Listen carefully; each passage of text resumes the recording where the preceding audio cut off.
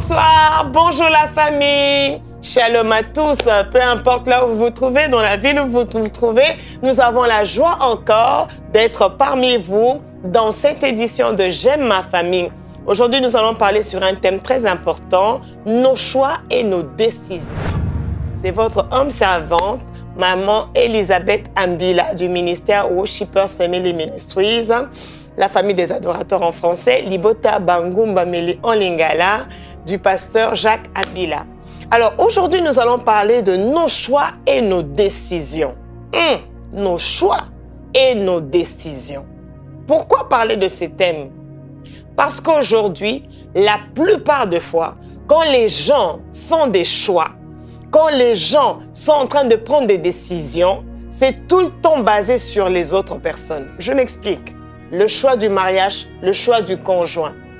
Quelqu'un va se dire, j'ai choisi X, j'ai choisi Patrick, j'ai choisi Marina, par exemple.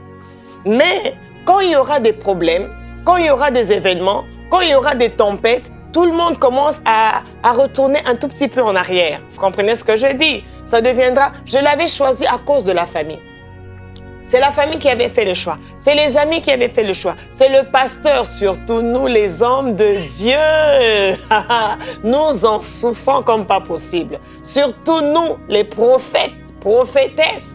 Ça sera toujours à cause de X, ça sera toujours à cause d'Y.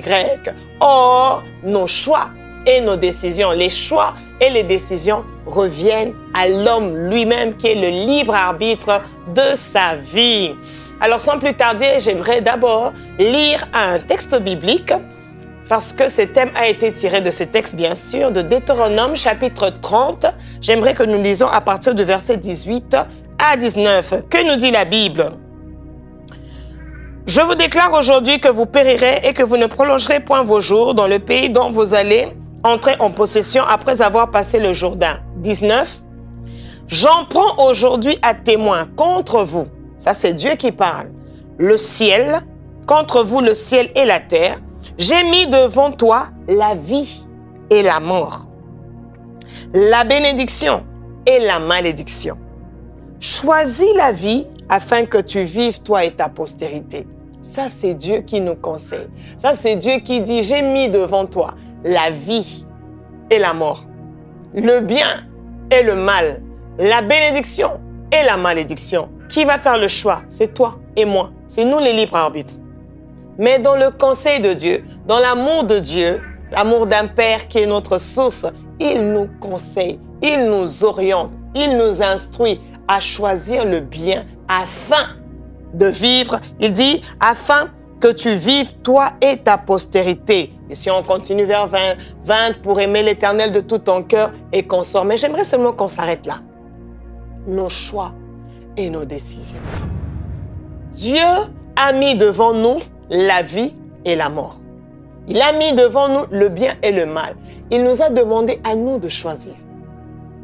Et après, lui, il nous conseille, il nous oriente. Choisis le bien afin que tu... Il te fait voir dans tel choix la chose qui va t'arriver après.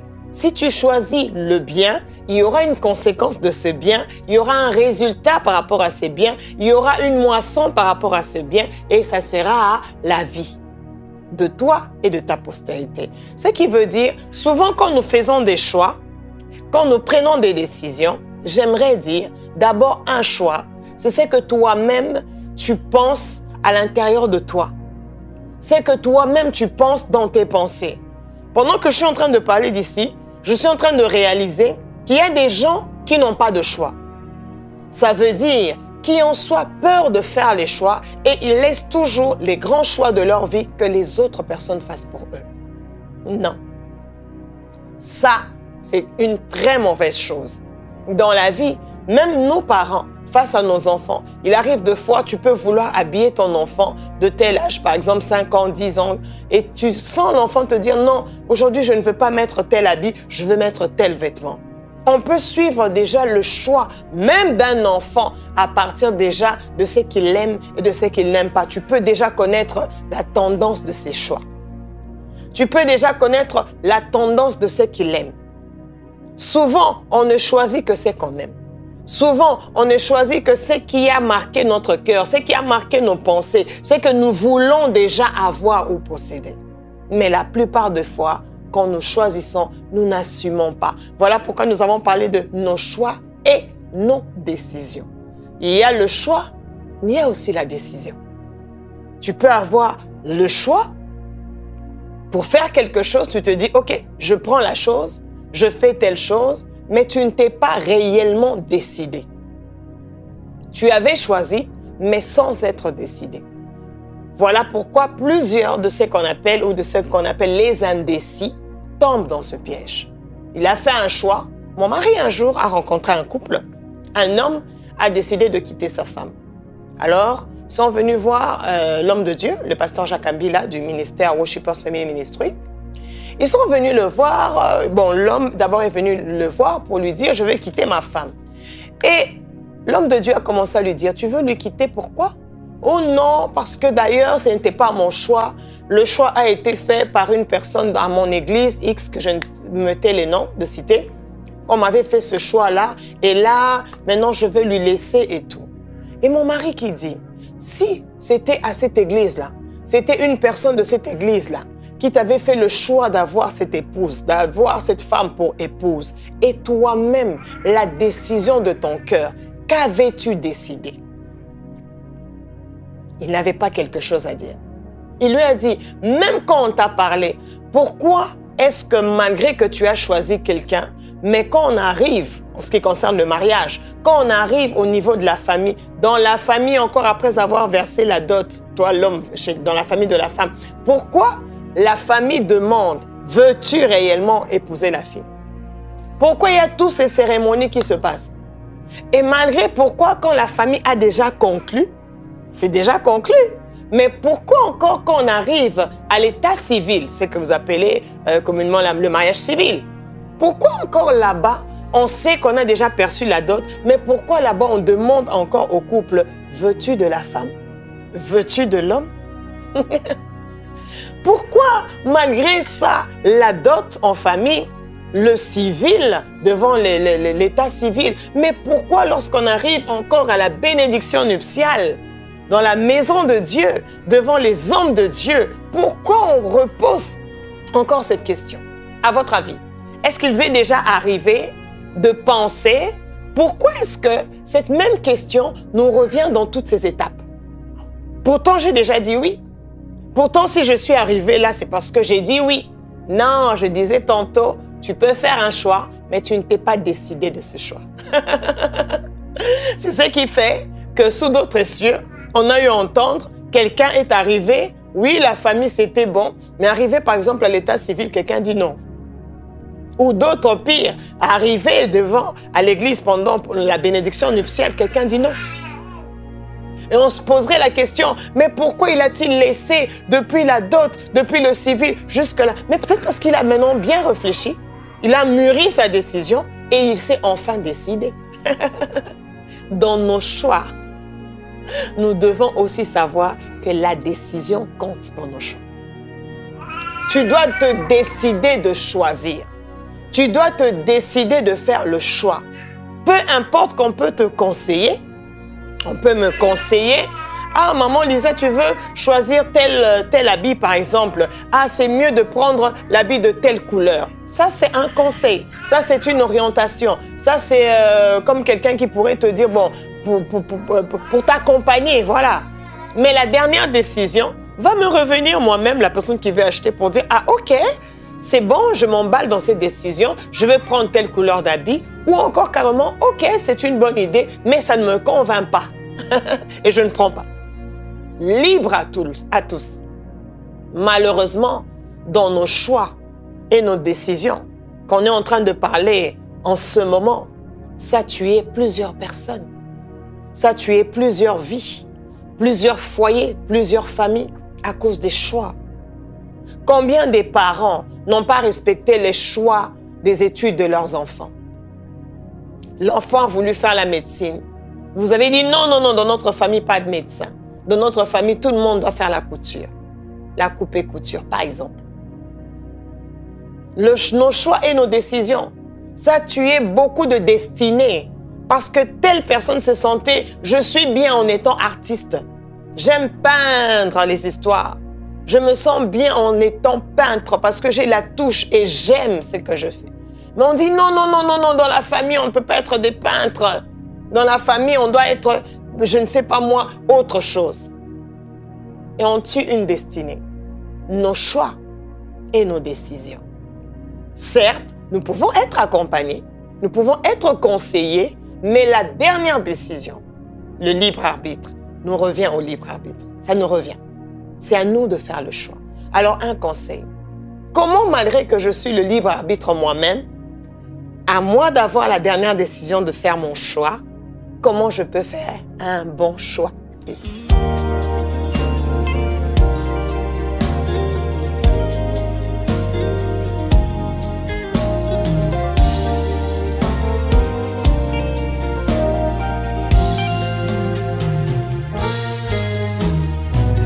Si tu te fais l'ami du Saint-Esprit, si tu te fais l'ami de Jésus, si tu te fais l'ami de Dieu, de la parole de Dieu, tu t'affectionnes avec la parole de Dieu, tu t'affectionnes avec la vie de prière, tu t'affectionnes avec le Saint-Esprit, tu es en intimité permanente avec l'Esprit de Dieu, avec Jésus, il y a quelque chose qui va se passer. Il va orienter tes choix. Il pourra orienter tes choix même en passant par un rêve. Il pourra orienter tes choix même en passant par quelqu'un, en utilisant justement quelqu'un. Et lorsqu'il va utiliser quelqu'un comme canal, ton cœur va sentir que ça, c'est la direction divine. Il pourra utiliser de nombreux moyens, justement pour t'orienter. Et dans le psaume, chapitre 32, au verset 4 que nous dit la Bible, j'aimerais qu'on lise le psaume 32, très, très, très important, par rapport à nos décisions, par rapport à nos choix. C'est le psaume 32 au verset 8. Le psaume 32 au verset 8, le psaume de David. Que nous dit ces psaumes? La Bible dit, il dit, « Je t'instruirai, je te montrerai la voie que tu dois suivre, je te conseillerai et j'aurai le regard sur toi. » Ça, c'est qui parle? C'est Dieu qui va nous instruire, qui va nous montrer quel choix avoir. Oh, le choix, comme je le disais tantôt, et les décisions ont tué beaucoup de vies. Combien, à cause d'un mauvais choix du partenaire, leur vie aussi a été brisée? Combien? Combien, à cause de mauvais choix d'un travail, il s'est retrouvé dans l'occultisme? Combien, à cause d'un mauvais choix d'amitié, des personnes avec qui on est ensemble, on passe du temps, de la compagnie. Ça a brisé toute une vie. Ça détruit toute une éducation bâtie. Quand je parle de consulter le Seigneur, ce n'est pas de mettre la charge seulement sur une personne. Un prophète a dit, un pasteur a dit, une prophétesse a dit, une bergère a dit. Certes, c'est bien. Mais la Bible nous dit, nous-mêmes, qu'est-ce que nous devons faire? Nous devons aussi sonder les prophéties.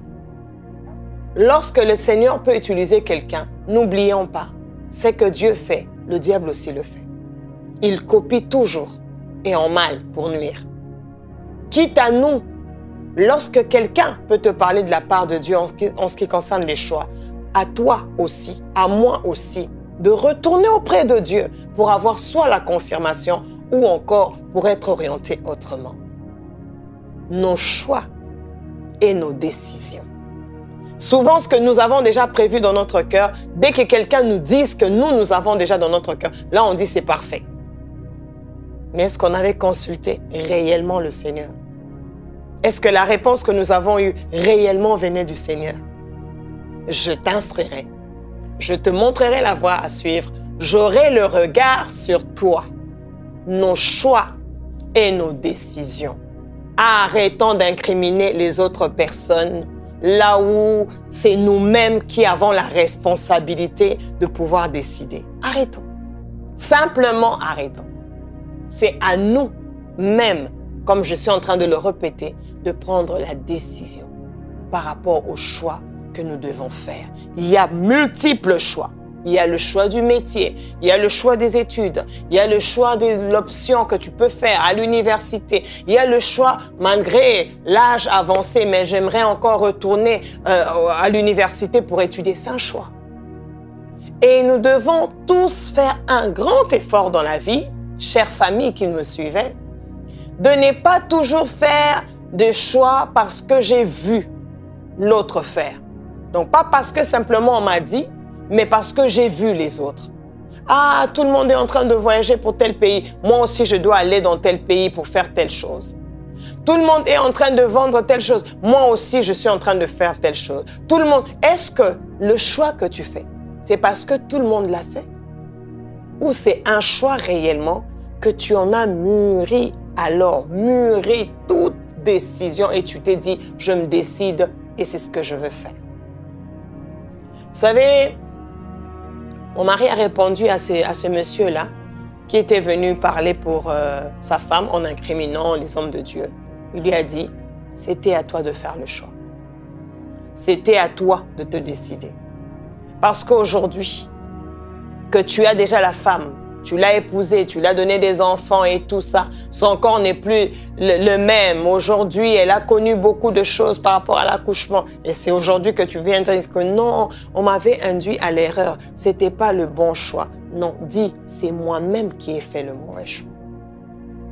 Prends ta responsabilité en main pour dire, c'est moi qui ai fait un mauvais choix. Et non, on m'avait dit de faire le choix. Ma famille m'avait dit de faire le choix. Je connais l'histoire d'une femme qui m'a toujours fait mal, qui a dit le choix de l'homme que j'avais fait, ce n'était pas pour moi. C'était un jour, ma mère était tellement malade, elle était mourante. Et pendant ce temps, je vivais avec quelqu'un qui m'aimait beaucoup, que j'aimais beaucoup, que nous étions en train même de nous préparer pour nous marier. Ils étaient des fiancés. Ils se préparaient même pour se marier. Et pendant ce temps, il y a un monsieur qui vient de nulle part, qui vient avec beaucoup d'argent et qui vient proposer à la famille d'épouser la fille. Mais la fille dit, je n'ai jamais été amoureuse de cette personne. Je ne la connais même pas. C'est à peine qu'il ressort comme ça dans ma vie parce qu'il est tel titre, parce qu'il a de l'argent, parce qu'il veut m'épouser. La fille refuse. Et pendant que la fille refuse, il s'avère que sa maman tombe malade, vrai ou faux, nous ne savons pas. Mais la mère était réellement à l'hôpital. Et qu'est-ce qui va se passer? La mère qui appelle sa fille, qui dit à sa fille, moi je vais mourir. Si tu veux que je ne puisse pas mourir, que je quitte de cet hôpital, tu dois choisir cet homme qui est venu pour t'épouser. Peut-être c'est une chance pour notre famille. Il est venu avec beaucoup d'argent. Et la fille a fait le choix parce qu'elle ne voulait pas que sa mère puisse mourir. Elle a dit, bon d'accord, je veux renoncer à mon amour. Je veux renoncer à cet homme avec qui nous avons vécu beaucoup d'années, beaucoup de temps depuis l'université. On a étudié ensemble, on a fini, on travaille, lui dans son coin, moi dans mon coin. On se préparait même pour le mariage. Donc tout ce qu'elle a bâti comme vie, elle devait annuler cela pour faire le choix de sa mère qui lui avait mis devant. Elle lui a dit, si tu refuses cette autre personne qui vient pour t'épouser, eh ben moi je meurs. Elle a renoncé à son amour. Elle a accepté le choix de sa mère. Malheureusement, je ne sais pas dire. La mère n'est pas morte. Elle était restée vivante. Mais la destinée de la fille était morte jusqu'à ce jour. Pourquoi? Parce qu'elle vivait maintenant avec un homme qui ne l'aime pas, avec un homme qui faisait sa vie ailleurs, avec un homme qui n'écoutait pas ce qu'elle avait besoin, n'était pas aux petits soins de la femme, était tout le temps dans son travail, était tout le temps dans ses histoires à lui, mais pour lui, c'était comme une conquête déjà gagnée. J'ai déjà pris la femme que je voulais épouser, elle est à la maison, moi je continue ma vie. Mais la femme était malheureuse et elle est restée malheureuse jusqu'à aujourd'hui. Nous savons très bien, même en ce qui concerne le salut, le choix de la vie que nous choisissons de vivre ici sur terre, c'est ce qui va nous donner le résultat que nous aurons soit au paradis, que nous irons soit au paradis, soit en enfer. Soit en enfer, soit au paradis. Ça ne sera pas comme une loterie. Le Seigneur va faire, bon, je mets la carte et quand je choisis, telle personne part au paradis. Non, non. Ça sera à partir d'un jugement de ce qui a été fait sur terre pendant tout le temps de la vie. Quel choix de vie tu avais choisi? Avais-tu choisi le mal? Avais-tu choisi la malédiction? Avais-tu choisi la voie qui mène vers la mort? Ou tu avais choisi le bien? Ou tu avais choisi Jésus? Ou tu avais choisi la vie? Ou tu avais choisi la bénédiction? À chaque choix, rajoutez une décision. Ne faites pas des choix sans être décidé. Quand tu es décidé, j'ai dit une fois une femme, elle avait des petits problèmes dans son couple avec son mari. Elle est venue me voir et je lui ai dit une chose, tu ne peux pas être malheureuse parce que aujourd'hui ton homme se comporte de telle ou de telle façon. Seulement parce qu'un jour, c'est toi qui avais fait le choix de cette personne. Vous savez, quand c'est toi-même qui as fait ton choix, même lorsque vous traversez par les temps difficiles, même lorsque vous traversez par des temps des humiliations, de moqueries, de beaucoup de choses, tu vas t'assurer. Oui, jamais ça ne va te passer dans la tête pour dire « Ah, si je savais ». Non, parce que c'est le choix que tu as fait. Ça aussi, j'ai parlé à la femme parce que je lui donnais directement mon témoignage. Il m'est arrivé avec mon mari de passer dans des temps très difficiles. Pendant 5 ans, nous étions sous-logés. Nous passions des temps très difficiles. Mais cela ne m'est jamais arrivé, même pas en rêve, pour pouvoir regretter. Pourquoi est-ce que j'avais choisi cet homme? Peut-être je ne serais pas en train de vivre le sous-logement. Ça ne m'est jamais arrivé. Simplement parce que c'était mon choix. Simplement parce que c'était ma décision. Lui de même. Pourquoi? Parce que c'était son choix. Il n'y avait pas eu quelqu'un qui est venu lui dire, si tu ne l'épouses pas, tu vas mourir. Dieu a dit, Dieu a fait, Dieu, on ne l'a pas contraint. Non. Nos choix et nos décisions. Savez-vous que dans les moments des fois difficiles ou dans les moments de foi de gloire, les tempêtes ou encore la gloire vient en examen pour venir examiner nos choix.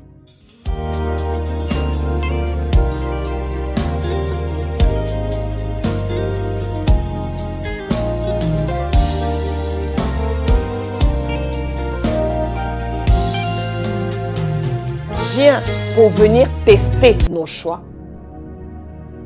Et lorsque réellement la tempête se lève par la gloire pour certaines personnes, d'autres par la sécheresse, par les temps trop difficiles, et là vous êtes face à beaucoup de pression, c'est alors là que tu peux dire, peu importe cette pression, j'ai fait le choix d'aimer cet homme, j'ai fait le choix d'aimer cet enfant, j'ai fait le choix d'aimer cette femme, j'ai fait le choix, bref, le choix que tu as fait, tu dis, j'assume. Et tu n'as pas mal. C'est très important. Oh, chère maman, combien de fois nous avons dit, j'aimerais que cette fois-ci que je puisse accoucher un garçon. C'est une fille qui vient. J'aimerais que cette fois-ci que j'accouche une fille. C'est un garçon qui vient. Devons-nous regretter? Parce que notre choix était autre. Mais la décision n'est pas venue de nous. La décision est venue de Dieu en premier. Et deuxièmement, la décision est venue de la sémence qui te vient de l'homme. Que faire? Parce que dans nos choix et nos décisions, il y a certains choix dont nous pouvons faire, mais la décision de ce choix ne revient qu'à Dieu. C'est comme le choix des enfants. Je peux me dire, mon choix était que mon fils aîné soit un garçon, et la deuxième soit une fille, le troisième un garçon, et la quatrième une fille, et puis je m'arrête là. Ça, c'est le choix.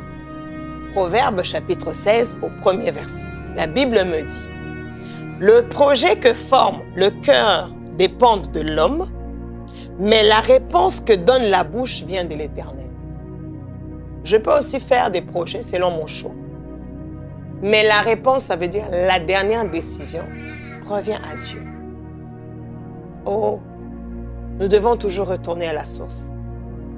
Là, maintenant, je veux chuter pour parler de ceux qui ont rencontré des mauvaises choses dans leur vie, des mauvaises expériences, parce qu'un jour, ils avaient fait des mauvais choix. Est-ce trop tard? C'est toujours possible. Par ta propre force, peut-être tu n'y arriveras pas. Mais si tu comptes sur la force de Jésus, si tu comptes sur la force du Saint-Esprit, tu y arriveras. Posons-nous la question. Chère famille, posons-nous la question. Quel est ce choix que j'avais eu à faire et qu'aujourd'hui j'en regrette? Peut-être quelqu'un avait fait le choix d'aller dans la maison d'un féticheur, avait fait le choix d'aller contracter l'occultisme ou je ne sais quoi, la magie, en se disant que pour que j'aie de l'argent, aider la famille. Or, ne sachant pas que ce choix-là emmenait la famille à la dérive. Que demain, les enfants de cette famille en souffriront. Que leur mariage en souffriront. Qu'avoir des enfants, ça sera difficile. Que même s'ils avaient des enfants, que avoir une stabilité de vie sera presque impossible. Mais peut-être cela venait que de choix d'un peut-être parent ou des deux parents. Et les autres en subissent les conséquences. Est-ce possible qu'un choix mal fait, mais que nous puissions en sortir de ces conséquences? Je dirais, c'est possible. Avec Jésus. Seulement la seule chose, nous devons accepter de payer le prix. Bien-aimés, nous devons accepter de payer le prix. Au lieu d'accuser les autres, au lieu d'accuser la nature, au lieu d'accuser Dieu, il y a même pire des gens qui jugent Dieu. Mais Dieu n'avait pas-il vu que c'était un mauvais homme? Pourquoi il m'a laissé épouser cet homme? Mais Dieu n'avait pas vu que cet enfant demain va prendre la drogue. Il va même devenir homosexuel. Pourquoi Dieu a fait que je puisse accoucher cet enfant? Mais Dieu n'avait pas... Oh, calmos. Avant d'accuser Dieu, nous-mêmes. Job a failli faire cette erreur, mais il a été recadré. Dieu, on ne l'accuse pas. Dieu, on ne le juge pas. Souvent, c'est nos fautes. La Bible dit, dans Ésaïe 59, la main de l'Éternel n'est pas courte pour agir. Mais c'est son nom, c'est nous. Nos erreurs à nous, nos fautes à nous, qui empêchent la main de l'Éternel. Souvent, c'est notre faute, nos choix à nous. Consciemment, inconsciemment. Deuxièmement, nous devons maintenant recourir au Seigneur pour nous aider. Seigneur, j'ai fait un mauvais choix. Voilà pourquoi je suis en train de vivre les conséquences du mauvais choix que j'ai fait. Sors-moi, je t'en prie, Père, au secours. Sors-moi. Comme Jonas, dans le ventre du poisson. J'ai fait un mauvais choix. Je n'ai pas voulu suivre l'instruction que tu m'as donnée. J'ai fait mon choix à moi d'aller autre endroit que l'endroit que je devais aller. S'il te plaît. Tu es jeune, tu avais choisi de suivre les mauvais amis, ils t'ont emmené dans une mauvaise vie, tu t'es retrouvé un jour, tu as violé quelqu'un, par exemple. Aie le courage, si on doit te punir, si tu dois faire quelque temps en prison par rapport à ce que tu as fait, assume. Quelqu'un me dirait, oh, pourquoi?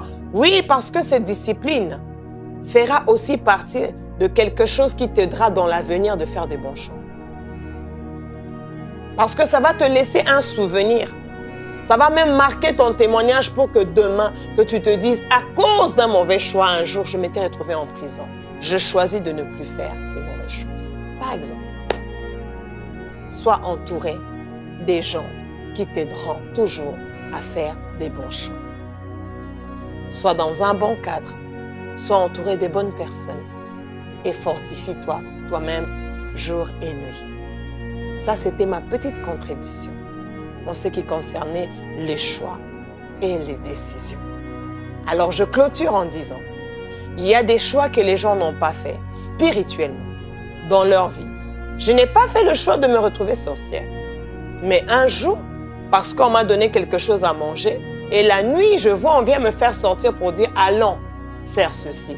Même dans ce cas-là, Jésus-Christ est Seigneur. Ayez vos courages en main pour se lever et déclarer devant l'assemblée de Dieu, devant les hommes de Dieu, devant Dieu, pour dire, je me suis retrouvé dans la sorcellerie. Ce n'était pas mon choix, mais je me suis retrouvé là-bas et je veux en sortir. Maintenant, mon choix, c'est de quitter. Et tu vas quitter. Et tu vas quitter. Ça, ce n'est pas un choix que j'avais fait. Moi, je ne regardais qu'un film.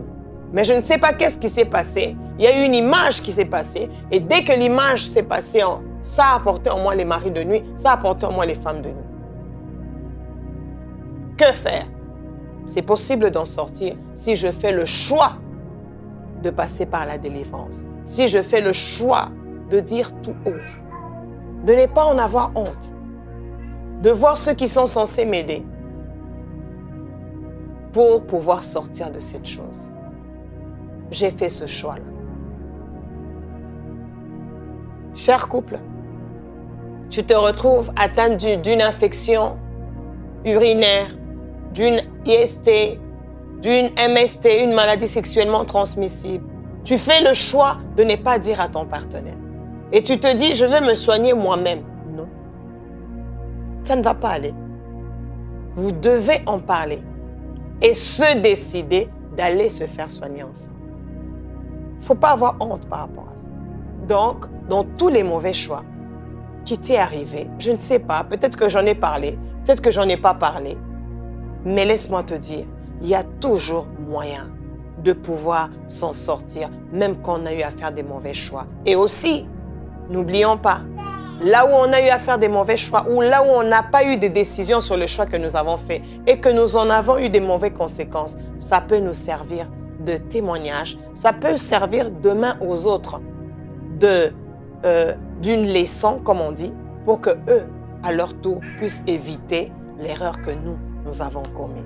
Voilà, en quelques petits mots, ce que je voulais partager avec nous, la famille, en ce qui concerne nos choix et nos décisions. Nous allons nous quitter en priant pendant 1 minute.